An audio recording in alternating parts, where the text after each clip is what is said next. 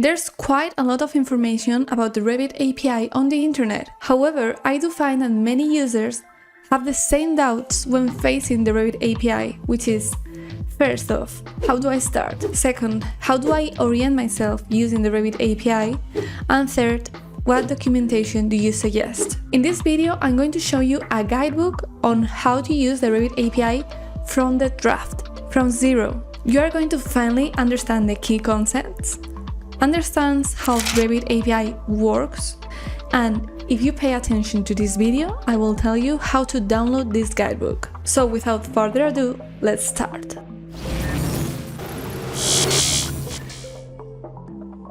This is Revit API Fundamentals Guidebook, completely written in English for those of you who follow this channel. So to start off, the first question which this guidebook solves is, what is the Revit API? API basically stands for Application Programming Interface, and it means that a program is partially open to users to be able to write scripts with it. Please do not confuse API with open source programming. They are completely different concepts. Revit is in no way open source. It, however, has its API. Open source would mean that the basic code for Revit is completely downloadable by users on the internet. That is not the case. If that were the case, none of us would be paying the crazy amount that Revit costs each month. Secondly, this guidebook handles the question, what is .NET Framework? Now, you may be wondering, why the hell introduce the .NET Framework in a Python guidebook for Revit API? It is because .NET Framework is a software development framework created by Microsoft, and it provides controlled programming environment where development, installation, and execution of software applications can be done efficiently. Basically, when you use .NET Framework, it's because you are working on Windows, you're working in the Windows environment. In the guidebook, you have the main components and features to take into account when you are programming, even with Revit API.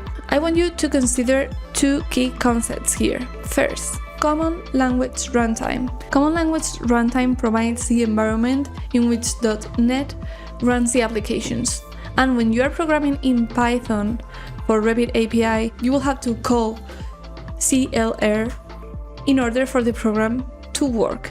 Okay, so this is super important. And the second thing I want you to consider is this part, the languages in which .NET Framework will work. It supports languages like C# or Visual Basic .NET. Take into account that as Revit was written in C#, we will have to use .NET Framework even if we are using Python, which sometimes means that we have to build some bridges around the .NET Framework in order to connect .NET with Python, which is not how you will normally be using it, okay? Then right here we have resources worth knowing about. Now, resources are super duper important. I don't know where to highlight this or put it in bold letters, but please consider that no programmer is alone on the world. You always have resources to consider. You always can look at the internet. I could have included dozens of resources right on this point, but I'm trying to keep the guidebook as lean as possible. So I have only introduced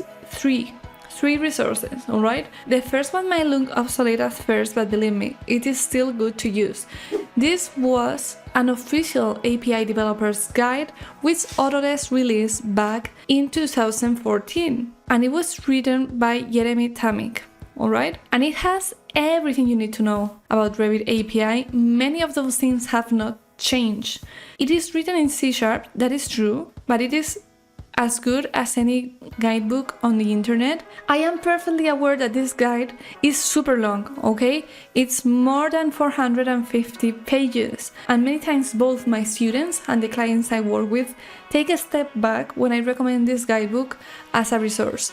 However, please do not use it as a book. You don't have to start from the beginning and read it completely. I propose that you use this guidebook more like you would use a dictionary to learn any language. For instance, if you were wondering how to handle shared parameters when using Revit API, you will just have to look up for shared parameters and go to the part where the guidebook describes them, okay?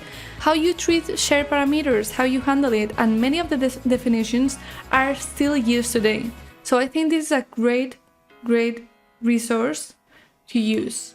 The second one will be directly .NET Framework Guidebook. Now, why have I included this in a basic Revit API guidebook? It is because many times you will be using .NET objects, and thus .NET documentation becomes absolutely vital. So for instance, if you were to consider .NET object, here you have the methods that you can use with .NET objects, and many of the Revit API objects are .NET objects. So please do consider the documentation of .NET when working with the Revit API. Next up, we have RevitAPIDocs.com. Now for this documentation, I suggest you to go to the webpage with an ad blocker included, because lately they've been including spam like mad, okay?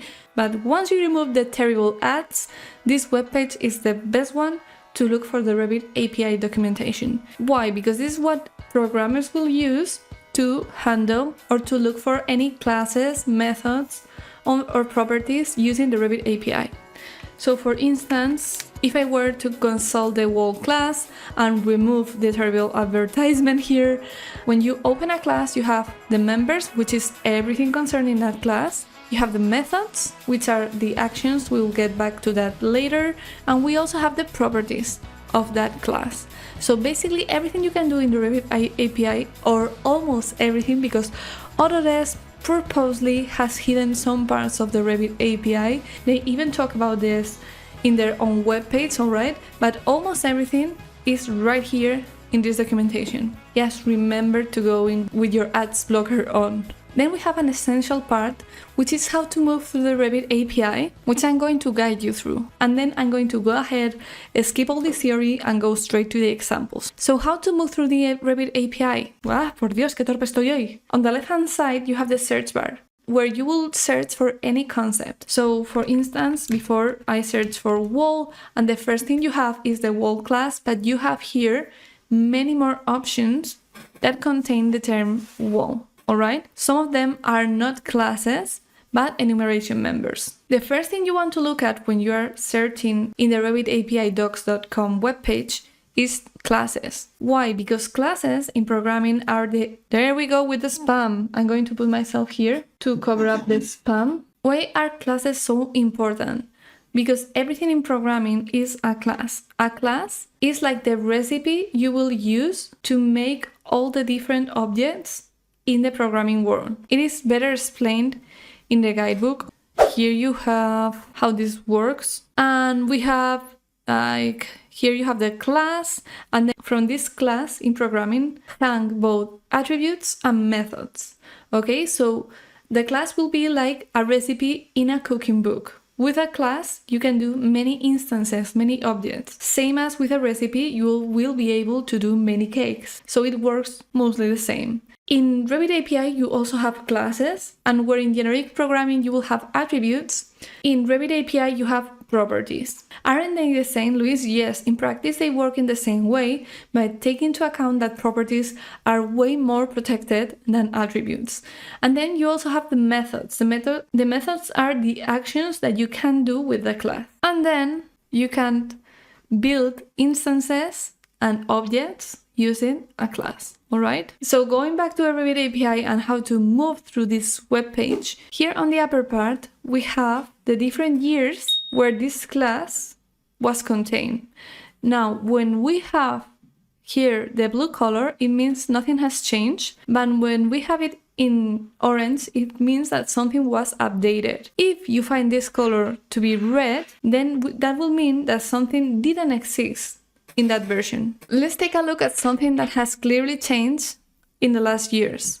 For instance, the ceiling class. So here in the ceiling class, we have the class ceiling, and then we have the methods. And one of those methods is create. So here, if we take a look, sorry for the noise, my coworker is doing a little noise with his chair. Please don't worry about it. I have to keep recording even if there are human beings in the office, all right? So the create method for ceiling exists since Revit 2022. But before that, it didn't exist. So here we have the red color. It means it was missing. And you may be wondering, does that mean that I couldn't create ceilings in Revit? You could, You could create ceilings in Revit back in Revit 2021. However, you could not create them programmatically because this part of the Revit API was not open for users. So this is very important to take into account. You may think that your program will work for all the versions, but it may not do so because of this, all right? So please take into account when you are programming whether the method you are using still exists or not in your version. All of these, what are attributes and methods, the properties, what does it mean?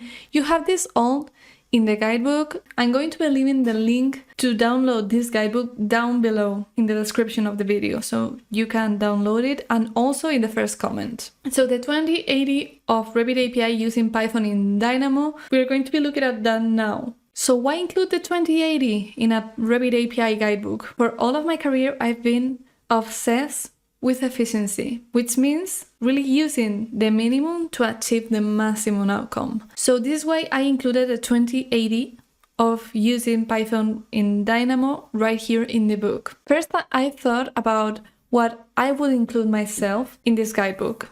And so I chose selecting elements with the filter element collector as a 2080, using methods, using properties, and most common enumerators. But as we are currently living in artificial intelligence era, I decided to ask ChatGPT the same question. What would you include in a Revit API guidebook for the 2080? And what ChatGPT told me to prioritize was, first, understanding the Revit API architecture.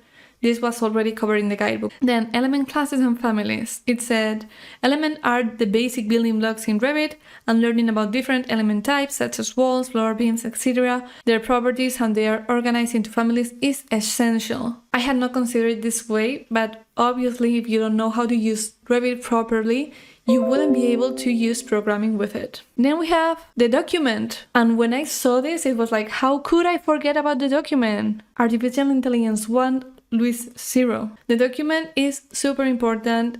It represents a project file. Understanding how to access and manipulate the document is fundamental. Completely agreed with the artificial intelligence here. In fact, for the first example, I picked the document. And then we have filters. Yep, I have decided that in advance, so thank you, ChatGPT. The first example, the document. How would you call the document when accessing Revit API from Dynamo Revit? I'm accessing my own course to download the best practices for Dynamo and Python because I already have the Python template right here. So taking this into account, yes, using the Python node right here, which I can access by writing Python in my search bar in Dynamo. Here I do have many libraries included. I talk more about these libraries and how they work in the guidebook, but right now I just want to give you the most basic, the most fundamental example about how to access the document. So in order to access the document, you don't need all this. You don't need the Revit nodes, you don't need the Revit geometry conversion, you just need this part, this library, Revit services. And from here, from Revit services, you just need to import the document manager. You won't be needing here the transaction manager, which is something you only need to make changes in the document. And neither do you need the Revit API. So I will have to erase many things right here. So how do we call the document? We normally will call the document doc, and then we have to access the document manager. And from here, we will have to get the instance and then the current DB document. And if we introduce document in the out, save and run, this is how we will access the current document, which means the document I'm currently working at. So we have here Autodesk Revit DB document, and this is how we indicate to the scripting console that we are working in this document. This is one of the most basic things, but I thought this was super important because you will need to access the document in order to work with the Revit API from Dynamo and from other sources. Now, the second example concerns selecting elements with the filter element collector. The filters are the tools which will enable programmers to focus on specific objects of the document. Imagine the gold miners searching for gold during the gold rush era. They would have these used bowls from where they will be searching for gold, and they will filter the sand from the gold because these bowls will have tiny holes in order to get their gold. This is exactly what we will be doing in the filter from the vast amounts of information that we have in a Revit model, we will be selecting only that which we want. But how do we use this filter element collector? If we access revitapi.docs.com and look for the filter element collector class, here we have the filter element collector constructor. This is how we will build that bowl programmatically, alright? As you can see in this web page, we have 4 different ways to build the filter element collector. Now, of all these options, the one we will be using most of the time is the first one. But let's take a look at the second one so that you know how to use this. Filter element collector. If we access the filter element collector constructor with document and element ID, here you have the explanation. Here we have, okay, in order to build the filter element collector with these 2 arguments are the things that both the constructor and methods will need inside the brackets in order for them to work.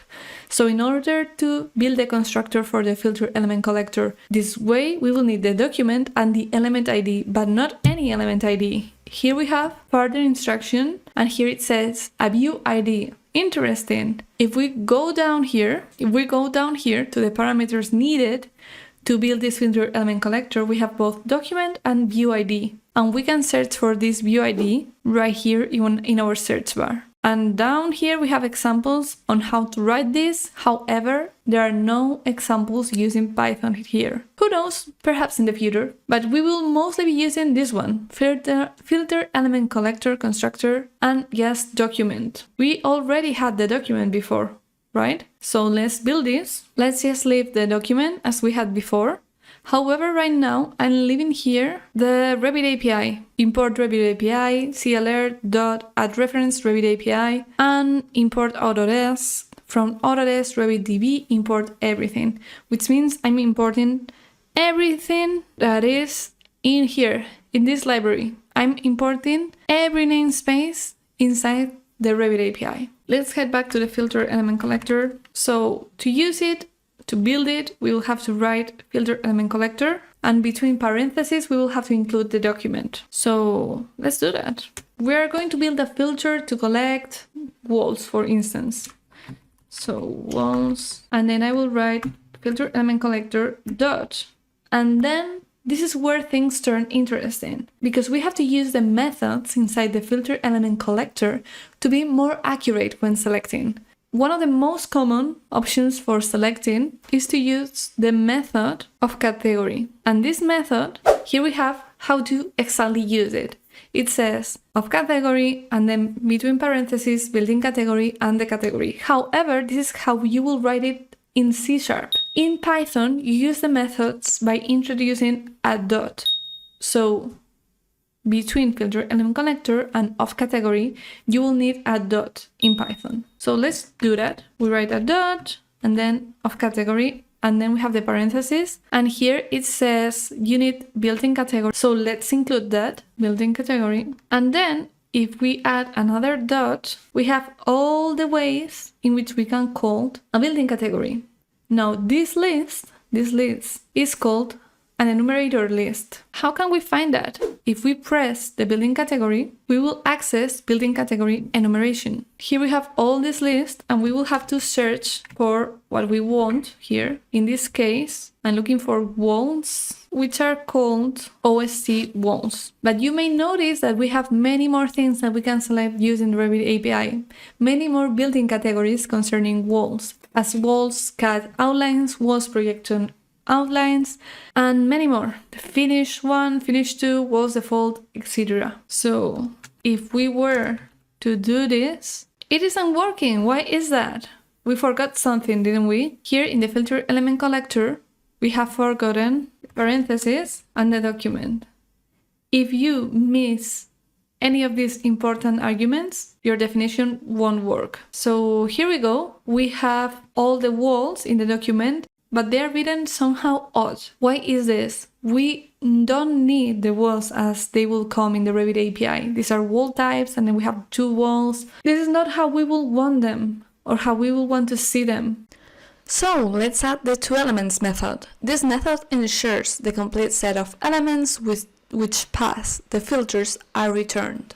And here we do have the elements that we need to work with them in Dynamo. How do we know that? Well, because here we have the IDs, which are seen in green color. Last example, but not the least, how to use methods.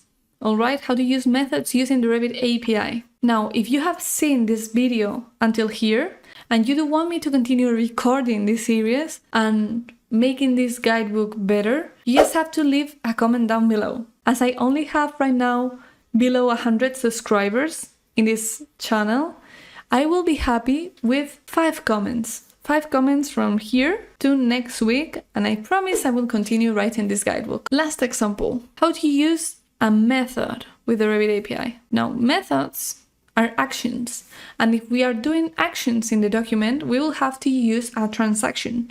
Open a transaction, have the method inside this transaction, and then close the transaction. Let's just introduce one wall in 0. Selecting one wall, model element. Okay. As you can see, this wall is not symmetrical, and we have the exterior right here on the outside. I want to flip it programmatically, so let's select the wall.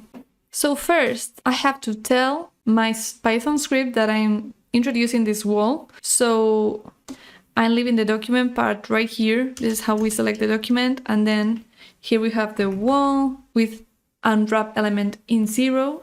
And then I want to change the wall. Yes, flip this wall. So I will have to open this transaction to tell my Python script I'm doing a change in the document.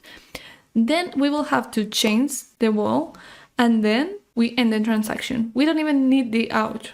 So I will only say success here. So in order to use a method, first let's take a look at the method. I was talking about the wall class, and here we have the methods that we can use for the wall class. Now you may be thinking, here I only have 7 methods. However, here on the right hand side, I have many more methods. Why is that? Because here we only have the methods which are specific to the walls. So we only have 7 methods which are wall specific. The other methods are not only from the walls, but from, for instance, element and object. What's this object? This is the .NET object that I showed you before of the .NET library. And this element, if you click it, you can go to the element class, and here you do have all the methods described in the wall class. But as element is bigger, it goes up in the hierarchy, and wall is down below it. It has more generic methods. But as a wall is an element, you also have the methods for the element class. So one of these singular methods is flip. Now, how do I use this method? As I told you, you need to put a dot before the method, and this method does not require an argument. However, we do need the parentheses for the method to work. So let's do this. So just add wall.flip and the parentheses, and I want you to be able to see this. So save and run, and the wall flipped. So the action is done, and if I do this many times, it is continuously flipping. So those were the examples. That was the guidebook. Please do comment down below if you want me to continue recording these videos and completing the guide. 5 comments in a week will be enough for now. I'm also leaving the guidebook link for this guidebook in the description, and don't forget to subscribe using the subscribe button. Thank you so much for watching. Bye bye!